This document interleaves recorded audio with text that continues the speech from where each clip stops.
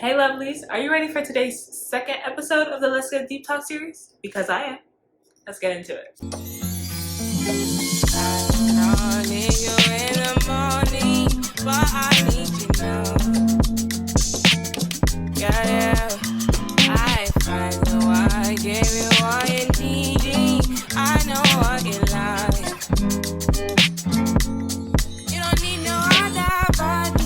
So for the past month, I have been posting questions on my Instagram, allowing some of my followers, as well as anybody who's interested in answering some of those questions. So to join the conversation, go ahead and follow my social medias where my pop tag will be right here, as well as answering some of the questions that I have posed here in the second episode down in the comment section below.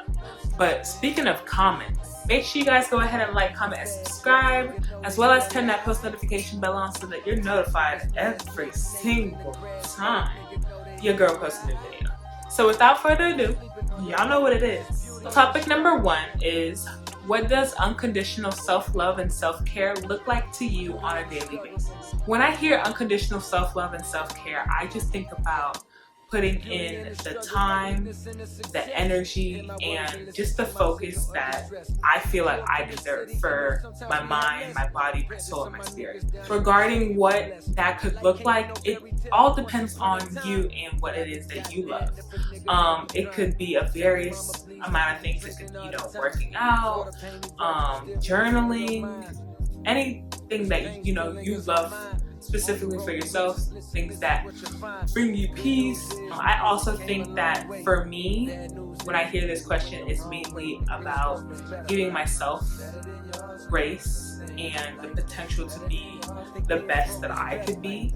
On top of that, for what unconditional self-love and self-care looks like for me on a daily basis, first and foremost, I have to start my day off with working out. It just gets everything that I have going on for the day gets rolling. It clears so much out of my head. I'm sure people who take time to work out for themselves, y'all absolutely know what I'm talking about. It's one of those things where you cry about it while you're doing it, but you thank yourself later. I also like to give myself days where I don't do anything, where I don't think about work or I don't think about school. It's kind of just a reset for just myself, and those help a lot. I would also say not overwhelming myself with a lot of things, which can be very easy for those of us who are very hardworking, go-getters, as well as like ambitious people in life. Oftentimes I'm always looking for the next thing to do, how to make myself better each and every single day, but I make sure to think about just pouring in the idea of grace and being patient with myself the way I would be with other people. And so yeah, that pretty much helps that unconditional self-love and self-care just grow within myself, so that I'll be able to spread that along with other people. What is your love language? What makes you gravitate towards that specific love language that you love? I'm just gonna throw out all 5 of the love languages really quickly, just in case you guys don't know, but I'm sure you guys can Google that and figure it out for yourselves.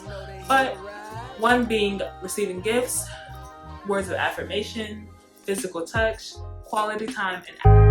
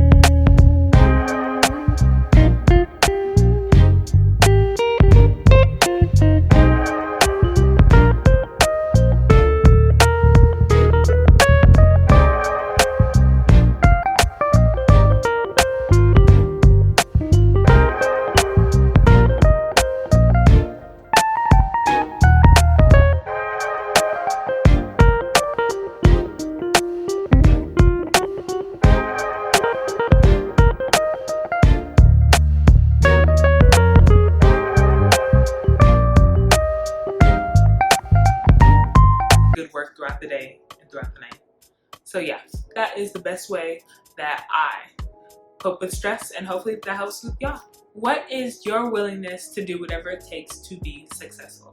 So I obviously believe in the components of, working hard, keeping your eyes on the prize and staying focused, not living up to any distractions, never giving up, as well as surrounding yourself by the best people, seizing the opportunity, the moment, all of that, etc., etc. But success is what you define it to be. Success for somebody could be, being able to provide for their family and having a family. Success for another person could be the amount of money they want to be able to make. Success for another person could be the lifestyle that they want to live or the places that they want to visit in the world. It varies depending on who you are, what you want out of life, all of that. So regarding the willingness it takes to be successful, I think that whatever it is that you choose to do, I think it's just important that you don't compromise your values, your integrity, and who you are just for something that might deem to help you as successful. It's also important not to chase after money or the title of success, but to use your God-given talent to create a prosperous life, not only just for yourself, but for other people. Because when you focus on your purpose and you focus on your gift, it then allows you to receive an abundance of blessings more than you could ever imagine. Another thing that also has to be thought of is the amount of failures, trials, and tribulations that are actually required to be successful. In the beginning, when we're on the grind of something, we have this idea in our heads that, in 3 months, I'm gonna be here. In 6 months, I'm gonna be here. In a year, I'm gonna have this. And it's not to say that you won't have it or that you can't obtain those things. But one, we have to be realistic, and two, we also have to be patient. When people tell you not to give up, when people tell you to just keep grinding it out and keep pushing and keep working hard, I know how cliche that sounds, but it's literally the truth. That's literally all we can do, and put our faith and best foot forward in everything that we choose to do. Handling the influence of social media and its tendencies to have negative impacts such as comparisons or self-guilt/blame. In this time where social media is literally so prominent in our lives, I'm literally using it right now. Hey y'all. The best thing you can do for yourself is to make sure you have a high self-confidence and high self-esteem. You have to be so full in yourself and who you are and what you're doing that everybody's on their own journey. Everybody's on their own rhythm, and everybody is taking their time, and the right time for them is the right time for them. Also, having a life outside of social media and not just using it 24/7 throughout the day also helps, because you might be scrolling through your Explore page a little too long and then you realize, oh, I have something that I have to do. Let me stop and put it down and focus on your life and what you're doing. Because at the end of the day, social media is just a platform where you can express yourselves and express and highlight the best moments. So everybody should have their moments to do so, but at the same time, it's very important that you know yourself within and you don't allow social media to consume you, to judge you, to lose or change any train of thought that you have based off of comparing yourself to the next person, because they're not you and you're not them. And you have to love yourself, and you have to have confidence and self-esteem within yourself to understand that and to focus on you and know your time and what it is that you're doing in your life is your path and what you want to do. So don't let the social media fool you. With that being our last topic, I want to thank you guys so much for watching. Of course, y'all know I express my utmost gratitude and appreciation to every single one of y'all, because I be seeing y'all. I be seeing y'all. Make sure you guys go ahead and like, comment, and subscribe. Comment down below some of the answers to these questions, as well as any future videos you might want to see me do. I love you guys so much, and